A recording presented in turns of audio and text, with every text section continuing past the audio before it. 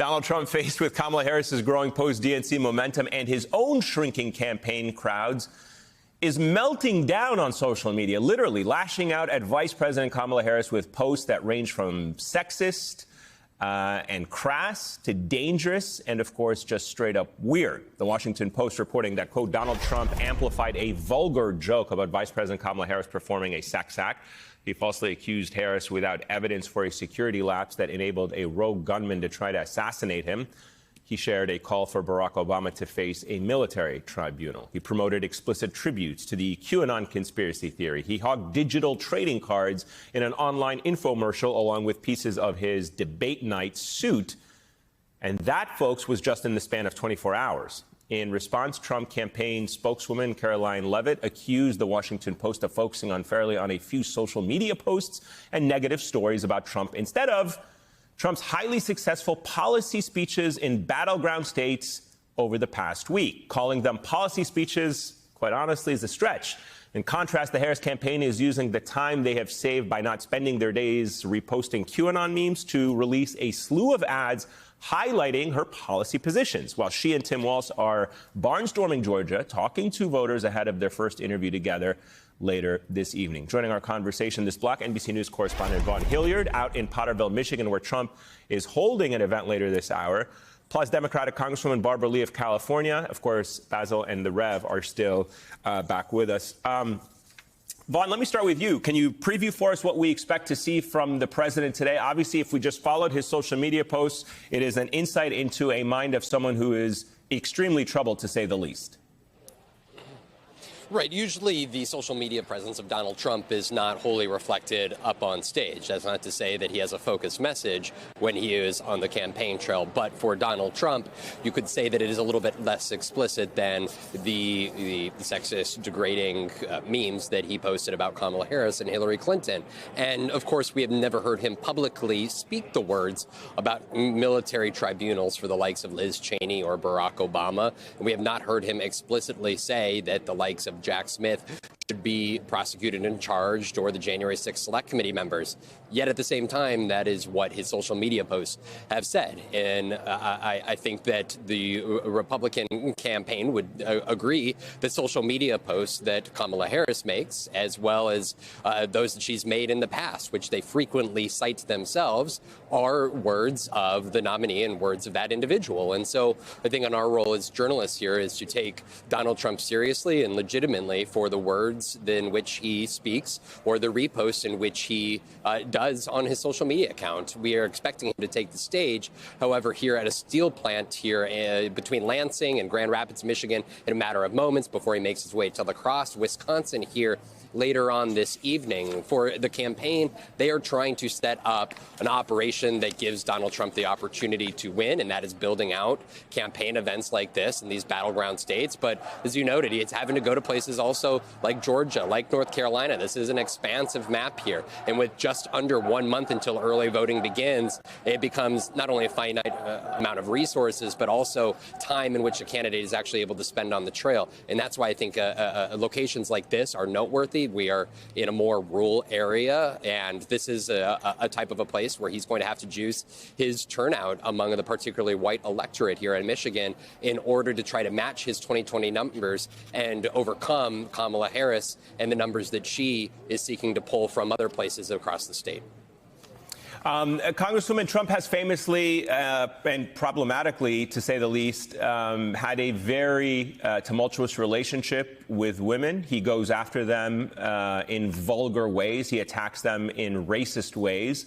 And they're very telling. Those are his words. You know, unlike other candidates, sometimes where the social media is somewhat manufactured by aides or advisors or strategists, we know that when Trump posts on social media, they are his own words. They're his own unfiltered thoughts, not like when he's speaking at a campaign event. And it feels like we have reached even a new low for somebody like Trump. And it's hard to imagine there is low, but he has even gone lower. Your reaction to him amplifying these disgusting posts that we were just talking about?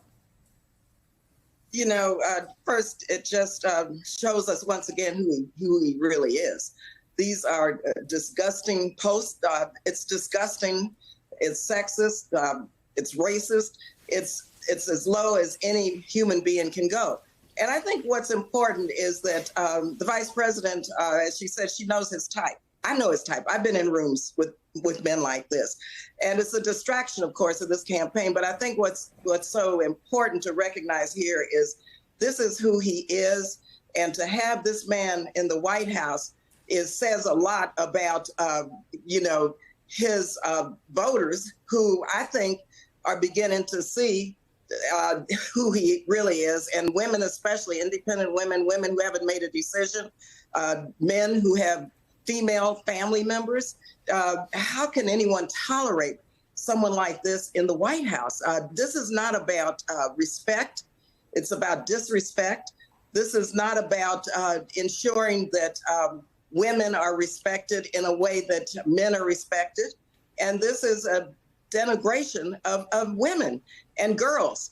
And who wants to have someone to represent this country on the world stage who has these horrible views? But it's, again, a distraction, I think he thinks, to turn the tide against a winning campaign.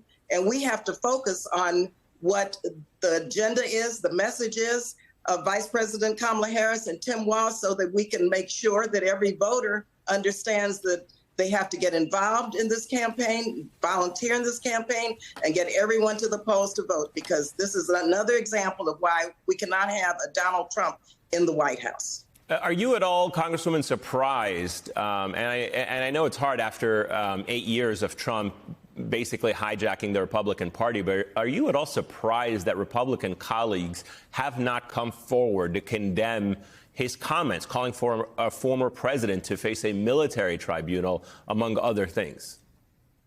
No, I am not surprised, because I said earlier, I'm in the room with a lot of these men. And in many ways, they may not agree, but their views about Donald Trump are such that they're afraid of him. They don't have any backbone, and they don't want to call him out.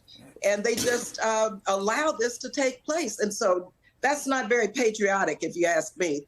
They are being truly un-American by allowing this type of an individual to run on an agenda that really is a very un-American and unpatriotic agenda. And they should say something. They should do something.